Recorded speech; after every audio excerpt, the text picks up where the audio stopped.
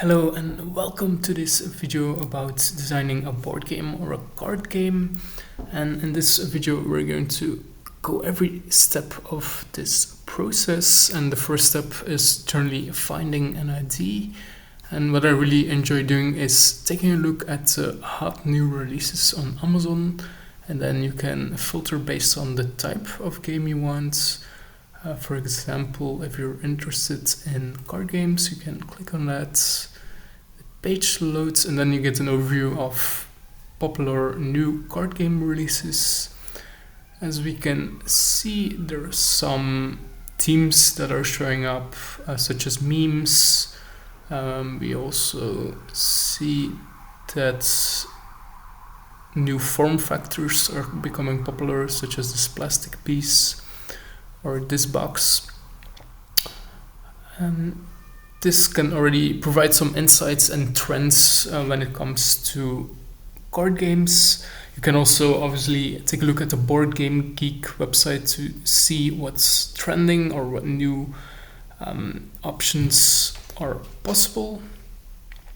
Once you have decided on an ID, you can take pen and paper and actually create a prototype of your game and create some game mechanics. You can obviously use AI such as Claude or ChatGPT to get some input into the game dynamics that you can use, or even the themes that might be interested in, for example, a futuristic game or a game about history.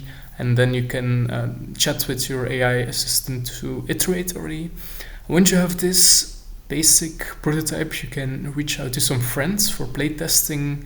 You can also go to a local board game cafe if you prefer that and ask people if they want to try your game.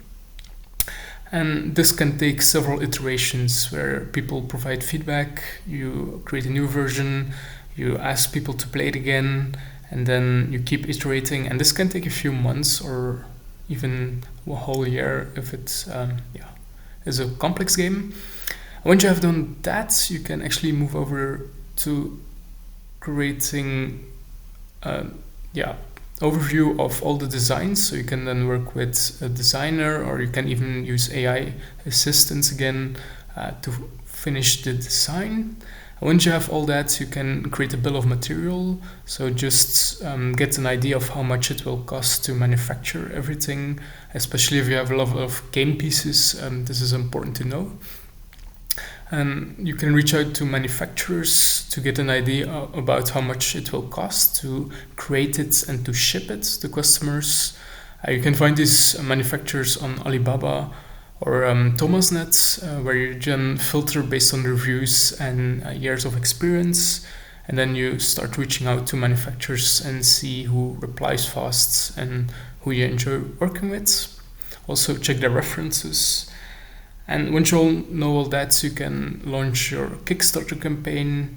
It's a great idea to have an email list based on social media. So for example, you create an Instagram account where you post about your game. Then you send people to sign up for the list. Once you have a list of 200 or maybe 1,000 people, you can launch the game on Kickstarter because initial traction is essential for a successful campaign. So having an email list can really boost the launch and the chances of success of your game as well. So all of this takes quite some time. And once the Kickstarter has finished, you still have to send out goods.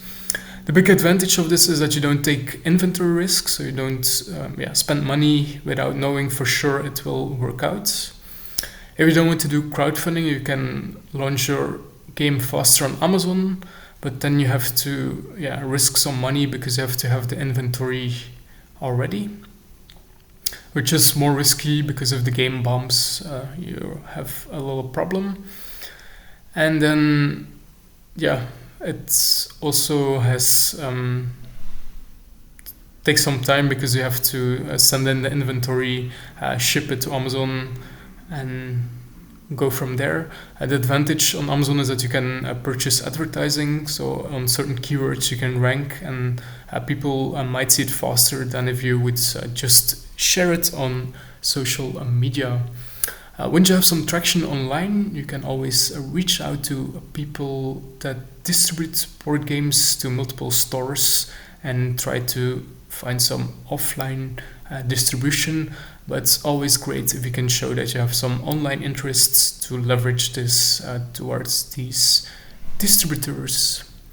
So in this video we made a short overview of how you can create your own board game or card game, and subscribe for more information, and I wish you a wonderful day ahead. Thank you.